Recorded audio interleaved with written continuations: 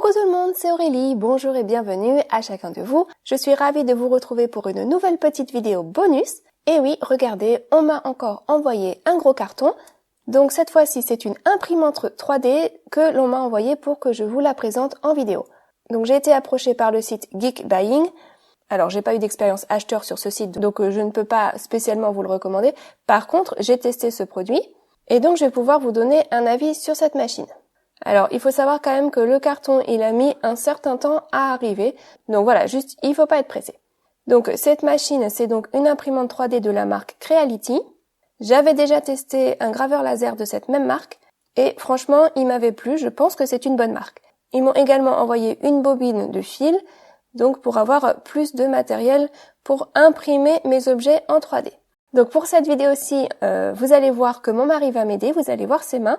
Parce que c'est vrai que c'est lui qui était quand même très motivé pour l'imprimante 3D au départ. C'est vrai que moi j'avais moins de vision de qu'est-ce que ça pourrait donner.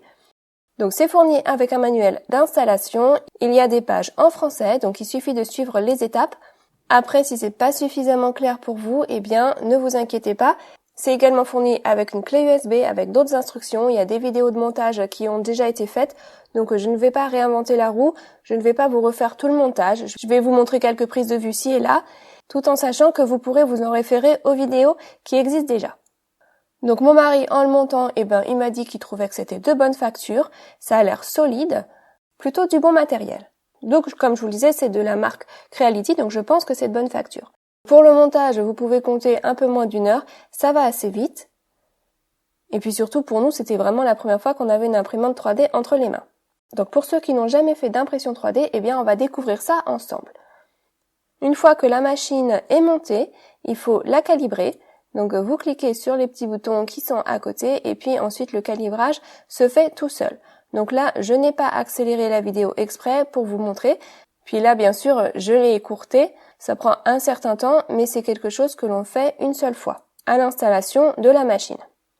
Contrairement aux machines laser que j'avais reçues précédemment, où je pouvais me connecter en USB et travailler depuis mon ordinateur, là, ça ne va pas fonctionner connecté à un ordinateur. Il va falloir passer à chaque fois par la carte mémoire. Donc vous allez mettre vos projets dans un fichier que vous allez insérer dans une carte que vous irez mettre dans la machine. Donc c'est une imprimante 3D, donc ça fonctionne avec des petites bobines de fil plastique que vous allez donc placer sur le haut de la machine. On fait descendre le fil dans un petit emplacement, juste là. Voilà. Ça y est, c'est bon, c'est prêt. Donc là, au début, on avait mis une bobine blanche, donc ça va nous donner une impression monochrome des objets en plastique blanc. Avant de démarrer, il va vous falloir installer un programme. Donc vous allez sur le site qui est indiqué, tout est indiqué dans la documentation fournie sur la clé USB. Donc mon mari a suivi les instructions et a installé ce programme sur son ordinateur. Une fois le logiciel installé, il faut savoir qu'il y a plein de projets gratuits qui existent déjà sur Internet.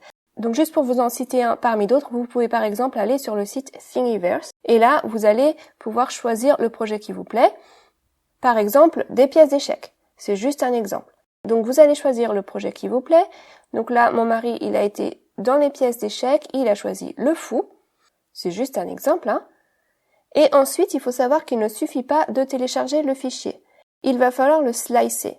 Donc le logiciel Creality Slicing Software, il va créer un nouveau fichier au format de l'imprimante. Donc il y a des réglages à faire, c'est un petit peu technique parce que l'imprimante en fait pour l'impression, elle a des contraintes techniques. Elle va déposer des couches successives et donc elle doit construire en appuyant une couche sur une autre. On ne peut pas venir déposer de la matière sur rien. Donc on peut quand même faire des formes évasées, mais pas trop. Donc là je résume, mais en fait il va y avoir certains projets que vous allez télécharger sur Internet qui ne vont pas en fait être réalisables par la machine. Donc il va falloir choisir les bons projets et ensuite donc passer par le logiciel de slicing. Une fois que c'est fait, ce fichier, on peut le sauvegarder sur la carte mémoire, mettre tout ça dans l'imprimante et lui dire d'imprimer et hop là, c'est parti. Le logiciel va vous donner une estimation du temps nécessaire pour l'impression. Donc là, par exemple, juste pour cette pièce d'échec, c'était indiqué 46 minutes. Donc il faut savoir que l'impression 3D, c'est pas ultra rapide. Ça prend un certain temps. Donc là, je vous ai mis la prise de vue sans l'accélérer pour que vous ayez une idée, voilà, de la vitesse de la machine. Alors c'est très très propre, hein. Ça ne fait pas de fumée, il n'y a pas d'odeur. Franchement, c'est nickel. C'est pas ultra bruyant, on a juste un petit bruit de soufflerie. Alors c'est vrai que moi, en acceptant cette machine, je disais à mon mari, mais à quoi ça va nous servir? Mais lui déjà, il a beaucoup plus d'imagination que moi et puis il est plus visionnaire. Et donc autant on peut faire du modélisme, des choses artistiques, mais pour lui vraiment, l'utilisation qu'il avait en tête, c'était le bricolage. Voilà, parfois on a besoin d'une pièce très spécifique lorsqu'on veut réparer quelque chose, on n'a pas ça sous la main, eh bien on peut se la fabriquer. Donc là voilà, pendant que je blablate, eh bien vous voyez que la pièce se fait petit à petit, il faut être patient. Et puis donc vous comprenez bien que l'on dépose de la matière couche par couche l'une sur l'autre. Voilà, ça avance un petit peu. Et donc par exemple, on va pas pouvoir venir faire un avion avec les ailes au milieu qui ne reposerait sur rien du tout. Alors après, il y a des astuces et puis vous pouvez créer vos objets en plusieurs pièces. Voilà, donc moi je vous explique ça, mais franchement c'est pas moi qui ai fait les tests, c'est mon mari qui a tout fait et puis il m'a dit ce qu'il fallait dire, donc bien voilà, je vous le dis. Donc si vous avez des questions, eh bien vous pouvez toujours les laisser dans les commentaires sous la vidéo et puis moi je lui demanderai et puis j'essaierai de vous répondre de mon mieux. Donc voilà, on a notre première petite pièce qui se fait tout tranquillement, c'est quand même assez génial. C'est une impression 3D, c'est quand même pas rien. Donc là, comme je vous le disais, nous avons mis une bobine blanche. Donc l'objet qui en sort, eh ben, il est complètement blanc, c'est monochrome. On ne peut pas faire des objets de plusieurs couleurs en même temps. Donc si vous avez une bobine blanche, vous aurez des objets blancs. Ensuite, vous verrez qu'on a aussi créé des objets noirs. C'est parce que on a acheté une bobine noire que nous avons mis dans la machine. Et voilà donc le résultat fini. Notre petit fou d'échecs. Sympa, non ? Alors ensuite, comme je vous le disais, mon mari, pour lui, sa vision, c'était le bricolage à la maison, et il se trouvait que l'on avait besoin d'une pièce pour venir suspendre une tringle à rideau qui se courbait sur le milieu. Donc il fallait la redresser pour pouvoir bien ouvrir la fenêtre. Et du coup, eh bien, il s'est mis à son ordinateur et il a créé une pièce en 3D que l'on pourra utiliser pour fixer notre tringle à rideau. Donc là, vous voyez, c'est quand même assez technique. Le logiciel, c'est Blender. Moi, je ne connais pas du tout. C'est lui qui a tout fait là. Et c'est juste pour vous montrer rapidement que si vous voulez faire de la 3D, c'est possible. Il faut juste y connaître un petit peu.